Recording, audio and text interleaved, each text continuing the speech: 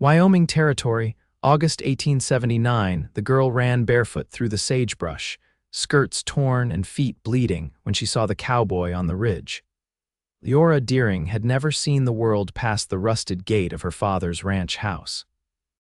For 20 years, she lived behind shuttered windows and locked doors, with no one but her father's rage and the sound of her own heartbeat to keep her company. But that night, under a sliver of moon and a sky full of stars, she broke the lock with a fireplace poker and ran until her lungs burned. She did not expect to see anyone out there, especially not a man on horseback, reins loose in one hand, rifle slung across his back. He was tall and lean, the shape of someone who lived outside, his shirt dusty and his eyes scanning the horizon like he belonged to it. He noticed her the moment she stumbled into a patch of high grass. When she collapsed, he was already off his horse and moving fast. Hey now," he said, voice low and careful as he crouched beside her. "You hurt," she blinked up, dazed. I think I ran too far," she whispered. He looked her over, eyes narrowing at the bruises on her wrists, the torn laces of her bodice. "Where did you come from?" She glanced back over her shoulder toward the darkness. "Nowhere I want to return to." He did not press her, just stood, offered a hand. "Name's Bowen Zeller.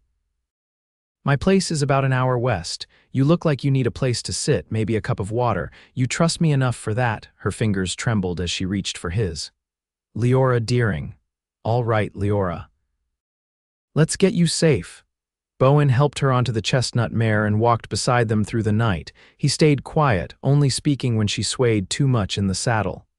"Almost there," he would say calm, like he did not want to scare her, and she appreciated that. She had known only men who used silence as a threat. When they reached his cabin, it was near dawn. A one-room homestead with a corral out back and a long porch shaded by cottonwoods. He lifted her down gently, like she might break, and led her inside. "I know it is not much," he said, setting a tin cup of water in her hands. "But you can rest here. No one's coming through that door unless you want them to."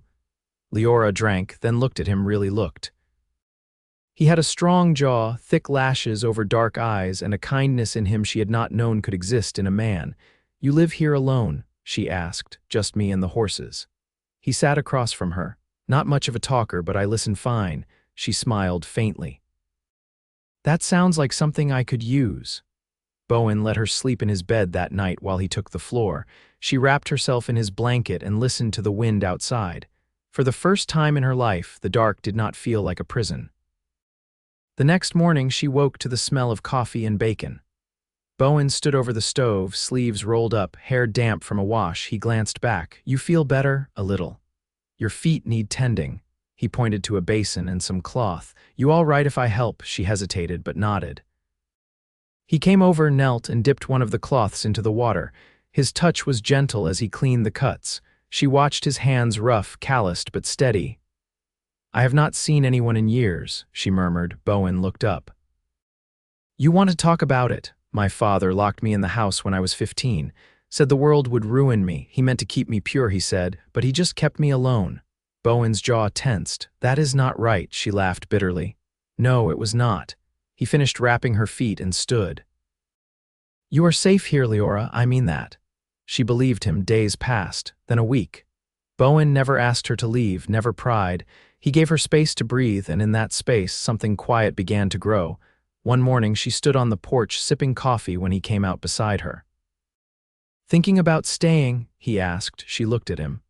"I do not know where else to go. You could stay as long as you like. Help around the place, make it something of your own." "I would like that." They started working side by side. She learned to feed the horses, mend tack, even ride properly. Bowen showed her how to shoot a rifle, how to spot signs of a storm, how to listen to the land. Liora began to laugh more. She started humming when she swept the floor, touching the curtains like they were something new. And Bowen, he watched her when she thought he was not looking. Like he was learning something too. One evening, after they brought in the horses, Liora brushed her hair out on the porch. Bowen sat nearby, sharpening a knife. "You ever think about what you want next?" he asked. "I want to plant a garden," she said softly, "and maybe paint the shutters." He smiled. "That is a good start." She looked at him, her heart beating louder than before. "What about you, Bowen?" He hesitated, then met her eyes. I want to build something that lasts. With someone who wants the same, the air shifted. Liora stood, walked to him slowly. I would not mind being that someone. He stood too, eyes searching hers. You mean that? Yes. Bowen cupped her cheek, rough thumb brushing her skin. You deserve peace, Liora. I think I found it, and when he kissed her, it was not rushed or desperate. It was slow, steady, like everything else he gave her.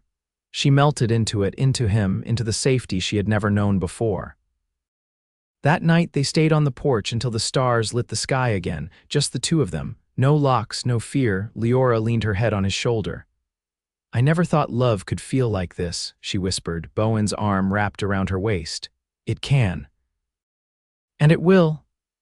By late September, the days softened with cool wind and yellowing cottonwood leaves, and the air held that scent of earth turned inward like even the land was bracing for the long sleep ahead.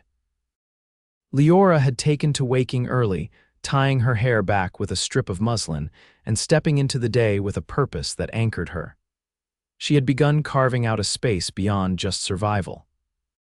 She cleared the patch of soil behind Bowen's cabin, pulling weeds until her palms blistered, and planted late-season turnips and kale he'd found in a sack left by a traveling peddler weeks before.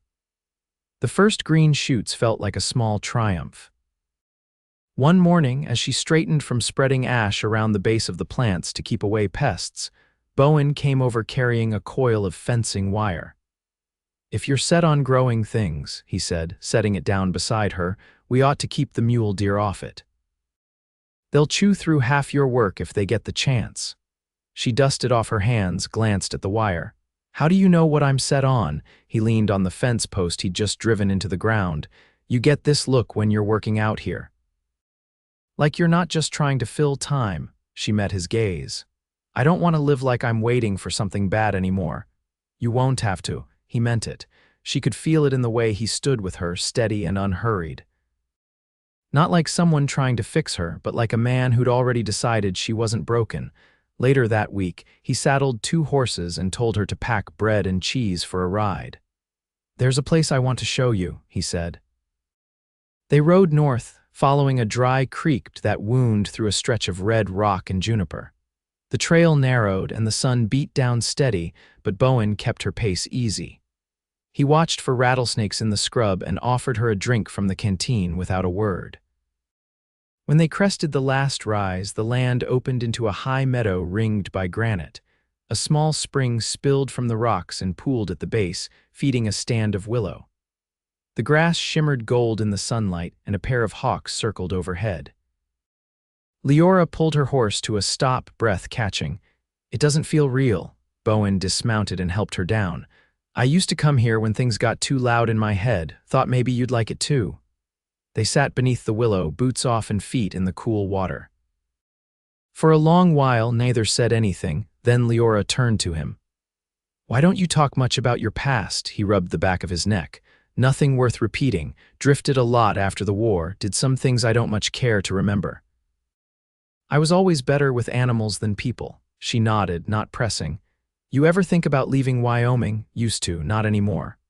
Why not? He looked at her then, eyes steady. Because you're here. She swallowed hard, not quite able to speak. The sound of water trickling over stone filled the silence. Her fingers brushed his, tentative. I don't know how to be with someone, she said quietly. Bowen didn't flinch. You don't have to know. You just have to want to try. I do. They sat like that until the shadows turned long and the sun dipped low behind the ridge. When they finally rode back, the sky was streaked with lavender and rose, and Liora leaned into the rhythm of the horse beneath her, the warmth of Bowen beside her. That night, back at the cabin, she laid her hand flat over his as they shelled beans by lantern light. I want to build a home with you, she said, voice barely above a whisper. He didn't speak right away. Just set down the bowl, turned her hand over in his, and kissed the center of her palm. Then we will. By early October, frost clung to the morning grass in a hush of silver, and Liora had taken to boiling water before sunrise so her fingers wouldn't stiffen as she worked. She'd begun stitching a quilt from scraps she found in an old trunk Bowen kept beneath the bed, pieces of worn shirts, flour sacks, and one square of blue calico that had clearly once meant something to someone. She didn't ask. Some things were better left folded inside quiet. Bowen had begun cutting timber from the cottonwoods that lined the creek bed farther west, hauling it back with a mule and his own shoulders. At first, she thought it was for firewood, but then she noticed the measurements scratched into the barn door, a rough sketch of boards and angles that hinted at something more permanent. One evening, she stepped into the barn and found him smoothing a plank with a drawknife, wood shavings curling at his feet. "You're building something," she said, brushing dust from her skirt as she leaned against the post. He didn't look up. "Thought we might need more than one room come spring," her breath caught. "You think that far ahead?" "I do now." She watched his hands move, sure and quiet. "What would the room be for?" He set down the knife and turned toward her, eyes steady.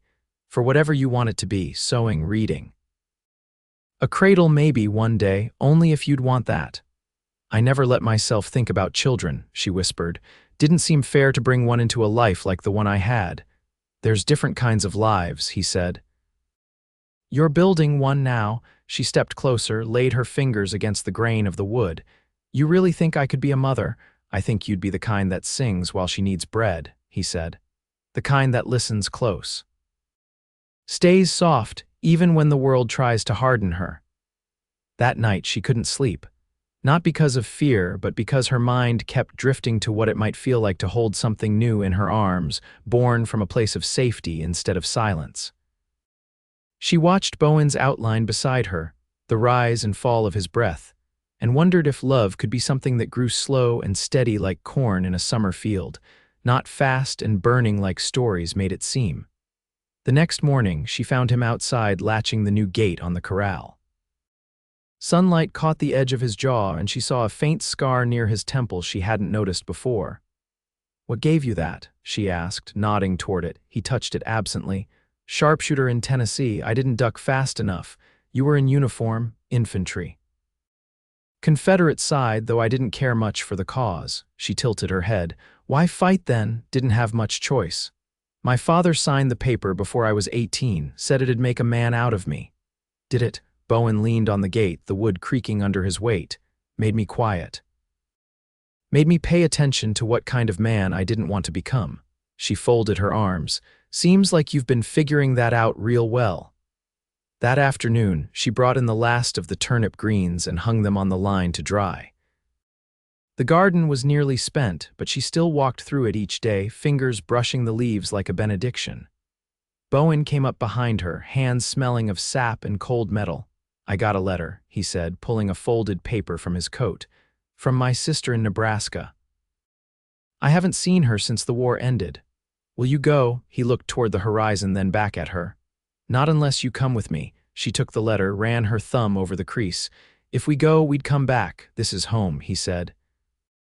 "But I thought maybe you should meet someone from the part of me that came before all this." She nodded slowly. "Then let's go before the first snow." They packed light, just a valise between them and a bundle of dried meat and bread. Bowen made sure the cabin was shuttered, the animals fed double, and left a note with a neighbor a half-day's ride away in case someone passed through needing help. The journey took 4 days. They rode through aspen groves gone gold, camped beside rivers that steamed in the morning, and shared a blanket without shame. Bowen told her stories in low murmurs by firelight about the mule he'd once traded for a saddle, about the time he'd tried to grow tobacco in dry soil and failed miserably. Liora told him about the tree she used to watch from her bedroom window, the one she'd named after a book character, because it was the only thing that seemed alive. She told him how she used to press her ear against the floorboards just to hear footsteps overhead, any sound to remind her the world hadn't disappeared. On the 5th day, they arrived at a clapboard house tucked near a river bend, smoke curling from the chimney. A woman with Bowen's eyes and a babe on her hips stepped out onto the porch. "Well, I'll be," she said, voice catching. "You really came." Bowen lifted his hat. "This is Liora." The woman came down the steps fast, her arms wrapping around him before he could say more. Then she turned to Liora and smiled, wide and full of welcome. "I'm Ada. You're just as lovely as he wrote." Liora blinked. He wrote about me more than once, Ada said. Said you made the silence feel like something worth listening to. That night they sat around a fire inside, the baby asleep in a cradle Bowen had built for his niece 2 winters ago. Ada poured cider and asked questions Liora answered slowly, but without fear. By the time they turned in, Leora's chest felt strange full, but not heavy. She lay beside Bowen in the loft, the scent of wood smoke in her hair, and whispered, "I don't feel like a ghost anymore." He turned toward her, brushing her knuckles with his. "You never were. Just needed a place to rise." And in that hush between night and morning, she let herself believe it was true. They returned to the cabin in Wyoming just before the first snow came, a slow, drifting curtain that softened the land and made the world feel hushed. The mule's breath steamed in the cold, and Bowen's coat carried the scent of pine and wood smoke from their last fire on the trail. Liora stood at the threshold of their home and took in the way the porch sagged slightly under a thin crust of snow, how the shutters rattled faintly in the wind. It looked just as they left it, but it no longer felt like a place borrowed. It felt theirs. Inside, the hearth was cold. Bowen moved without hurry, stacking kindling with his hands still stiff from the cold. Liora set down the valise and crossed to the stove, striking the match herself. She didn't ask him to do it. He didn't offer. That had become the rhythm between them, quiet, equal, and built from small things that no longer needed explaining. By the third day, the snow deepened, and they settled into winter's slower pace. Liora spent long hours sewing the quilt she'd begun in September, her stitches tighter now, more certain. Bowen worked on the frame of the new room when weather allowed, his saw rasping steadily through the stillness. When it stormed, he stayed inside and repaired harnesses or cleaned the rifle, sometimes glancing up to watch her thread her needle in the lamplight. One evening, while she patched the elbow of one of his shirts, he leaned against the table and said, "I've been thinking about what to call the little one if it turns out we need a name." She looked up from her stitching, heart thudding once before settling. "You think it's time to talk about that? I figure we're building that room for more than your mending work." She set the needle down slowly.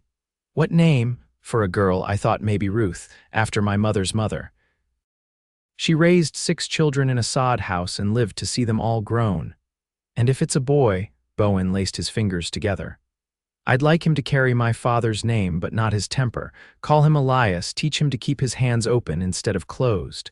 Liora nodded slowly, absorbing it. "I don't know what sort of mother I'll be." He came around the table and crouched beside her. "You'll be the kind that listens before she answers, the kind who teaches with her hands." She rested her fingers on the back of his neck. "Are you scared?" "Every day," he said. "But not enough to stop." The first letter from Ada arrived 2 weeks later, carried in by a ranch hand from 10 miles east. Liora read it aloud by the fire, Bowen's arm behind her on the settee. Ada wrote about the baby's first tooth, the early thaw back in Nebraska, and a neighbor who'd been caught selling watered-down molasses. At the bottom, she wrote, "You've got a place here if things ever get too heavy. But I reckon you've found your own place now." Liora folded the letter and pressed it to her chest, eyes damp but steady. "She's kind, she is," Bowen said. "But you're braver." That night, Liora dreamed of a garden that never withered, of a child's laugh echoing through the high cottonwoods, of her hands, not locked away but out in the sunlight, shaping dough and wiping tears and pressing seeds into soil. When she woke, Bowen's back was warm beside her, rising and falling in the slow rhythm of someone deeply at rest. She watched the faint light grow behind the curtains, the start of another day they hadn't been promised but had earned all the same. Outside, snow had fallen again, but inside, the fire held steady. And for the first time, she didn't count the days since she'd left her old life behind. She started counting forward instead. By December, the new room stood finished 4 solid walls of pine warmed with beeswax and lit by a single window facing east. Liora had sewn a muslin curtain for it, stitched with a border of tiny running horses, and hung it herself the morning after Bowen drove in the final nail. The room smelled of new wood and quiet plans, and each time she passed its threshold, she felt something settle deeper in her chest. A sense of place, of time folding in around them instead of pulling them apart. The days had shortened to a handful of gold-lit hours, and snow covered the pasture in a thick hush. Bowen spent his mornings tending the stock and hauling feed from the shed, while Liora turned her attention to preserving what little was left from their autumn stores. She strung dried apples on twine and boiled jars of venison stew, her hands steady and sure. The pantry shelves filled slowly, and she took satisfaction in each new row. One evening, as the wind rattled gently against the cabin walls, she stepped outside to breathe in the cold. Bowen was mending a broken hinge beside the barn, his lantern casting a pool of light across the snow-dusted ground. She walked to him, wrapped in her wool shawl, her breath visible between them. "You always fix things after dark?" she asked. He tightened the last screw. "Only when I want them to hold through the next storm." She glanced toward the sky, where clouds hung low and heavy. "You think it'll be bad, could be, best to be ready." They stood in silence a moment, the snow beginning to fall again in slow spirals. Then she asked, "Did you ever want something different than this?" He straightened, wiping his hands on his trousers. "I used to think I wanted land farther south, warmer places, but I was chasing quiet, not warmth. I didn't know peace could be cold, too." Liora stepped closer. "I didn't know peace could be shared." That night, the wind howled louder, but inside the walls they'd built, the fire held its glow. Bowen sat at the table carving a small block of wood, something he hadn't touched since before their trip east. She watched for a while, curious, then returned to her sewing. When he finally set it down, she saw it was a horse, no bigger than her palm, its legs tucked beneath it like it was sleeping. "For the shelf in the new room," he said, not looking up. "Something to start it off." She reached for it gently. "It's beautiful. I thought if we had a child one day, it might be the first thing they touch." The days that followed folded into each other with the rhythm of winter. The storm Bowen had expected came, and they spent 3 days snowed in. The wind swept drifts high against the doorframe, and the only sound was the fire and the occasional creak of the roof. They spoke little, but the silence felt companionable, not empty. On the second day, Liora read aloud from a small book of poems she'd found in Ada's trunk, her voice steady as Bowen ran his hands through her hair, slow and thoughtful. By late January, the weather eased. One morning, Liora stood at the stove stirring porridge when Bowen came in from the barn, brushing snow from his shoulders. "There's a letter," he said, holding it out. "Ryder passed through from Cheyenne." She took it with a nod, unfolding the pages with care. It was from a woman named Mrs. Hartley, a teacher who had worked with her mother years ago, long before her father had closed the world in around them. The letter was warm, full of gentle inquiry and mention of a small school she now ran just west of Rawlins. "She says they could use help," Liora said, fingers trembling slightly. "Even someone to read or mend books." Bowen poured himself coffee and leaned against the counter. "Is that something you want?" "I don't know yet," she said honestly, "but it's the first time someone's asked. You don't have to decide today." She folded the letter again and set it aside. "I'm not sure I'd want to be gone from here." "You wouldn't have to go alone." Liora turned to him. "You'd come," he nodded. "If it's something that matters to you, then it matters to me." They didn't leave that winter or even that spring, but they wrote Mrs. Hartley together, asking questions and offering help from afar. Liora began collecting old readers and copying out passages in neat script. Bowen built a small bookcase for the new room, and they filled it slowly, one volume at a time. By late March, the first thaw came. Liora dug her fingers into the wet earth behind the cabin, finding the soil pliable and dark. She planted early peas and onions, and Bowen fenced off a new plot beside it without being asked. One morning, she came in from the garden flushed and breathless, her hands muddy and her eyes bright. "I think it's time," she said. He looked up from the hearth, setting aside the tin cup he'd just filled. "Time for us to get married, if you still want that." Bowen stood slowly, crossing the room. "I was going to ask after the first thaw." She smiled, wide and unafraid. "Then I'm glad we're of the same mind." They married under the cottonwoods in late April, with the river high and the sky clear. A neighbor's wife brought a basket of early strawberries and a small pie, and Ada sent a bundle of linen napkins she'd hemmed herself. The preacher arrived from Laramie, grumbling about mud and smiling through it all. Liora wore a dress she'd sewn from a bolt of pale wool, soft and simple. Bowen shaved for the first time in months, and his hands shook only once when he took hers. They stood together beneath the open sky, and when he said the words, he looked at her like she was the first light after a long, hard night. That evening, they ate by lamplight and danced slow in the single room that had started it all. No music, just the rhythm of their feet on the floorboards and the warmth of their laughter rising with the fire. Years passed. The garden grew and the shelves filled. The new room became a nursery, then a place for stories. 2 children followed a boy with Leora's quiet eyes and a girl who never stopped asking questions. Bowen built them a sled, and Liora taught them to read in the afternoons when the snow piled high against the door. They never left Wyoming. There was no need. The world had come to them gently, one season at a time. And each night when the fire burned low and the children slept, Bowen would wrap his arm around Leora's waist, and she would rest her head against his shoulder, and they would sit in silence, listening to the wind move through the cottonwoods outside, knowing they had made something that would hold.